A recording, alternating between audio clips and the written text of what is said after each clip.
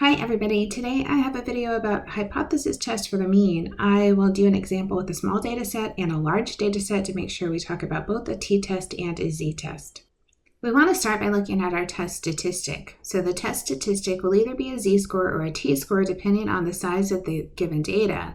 So anything greater than or equal to 30 as our size for our sample, we're going to use a z-score, which means a normal distribution. So I have z is equal to x bar minus mu divided by sigma over the square root of n. If you don't have sigma, that's okay. You can use s for it just because we have a large sample. If we have instead a small sample, so something less than 30, we're going to use a t-distribution. We'll have x bar minus mu divided by s over the square root of n. Luckily, these are very similar, so it'll feel like you're doing the same thing, whether you're using a t-score or a z-score to start off with. So let's take our first example. It says almost every student has experienced some degree of test anxiety at one time or another. It was hypothesized that students in countries where high school testing had important consequences in terms of future opportunities, like Japan, would experience a different level of test anxiety than do students in Canada. Test anxiety scores were recorded for a sample of Japanese high school students. For this sample, n is 7, x bar is 41.21, and s is 3.58. For Canadian high school students, the mean test anxiety score is thought to be 41.25. Do the sample data support the research theory? And let's do this at alpha equals 0.05. So two things I've highlighted here. First, you see different. So different talks to us about what kind of hypothesis tests we're going to do. Different doesn't say greater than, it doesn't say less than, it just says not equal to. So we know we're going to have a two-tailed test this time. And then I also highlighted n is equal to 7. That's a very small sample, which means we are going to have to do a student's t-test.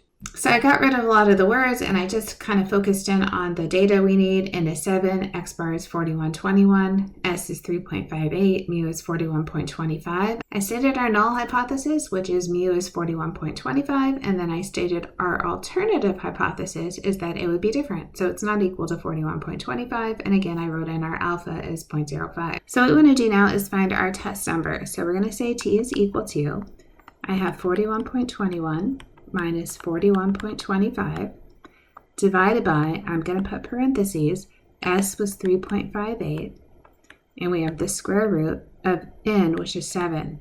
It might help to actually put parentheses around the numerator as well. If you're throwing this into your calculator, especially if you have a scientific calculator, you really want to be aware of order of operations. So let's do that. So I have 41.21 minus 41.25 divided by, parentheses, 3.58 divided by the square root of 7.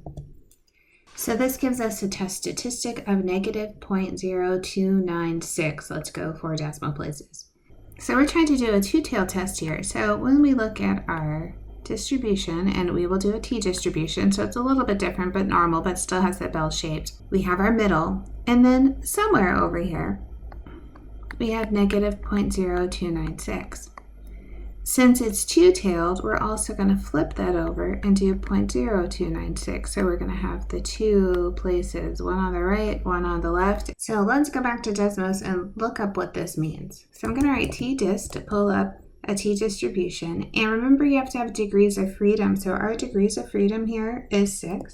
And we're going to find the cumulative. So to get the left part, I'm going to put in negative 0.0296. And then if I want to get the right part, I'm going to do it again, t-dist with 6 degrees of freedom. And I'm going to say find cumulative. And now I'm going to go 0.0296 and then to infinity. So I can just click off. So you can see that we have really big numbers here. I have 0.488, let's say 67, and we'll say it twice, 0.48867. So this is our p-value. This is the probability that we would get this result. So let's go back so I can explain that better. So my test statistic was negative 0.0296. My p-value is 0.97734. So what does this say? It says the probability that we would get this score of 41.21 is 97.734% if the mu values are the same. So if there's that same test anxiety, kind of independent of country here is what we're trying to figure out. So we do not have any reason to reject the null hypothesis. We have a very large p-value. We have this very small alpha value, so we would not reject the null hypothesis. I want to show you a second way that we could have done this.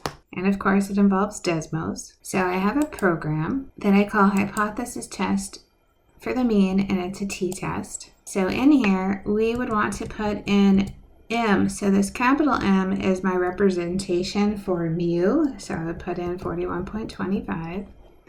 I put in my sample size, which is 7. I put in the sample mean, which was 41.21. And I put in the standard deviation from the sample, which was 3.58.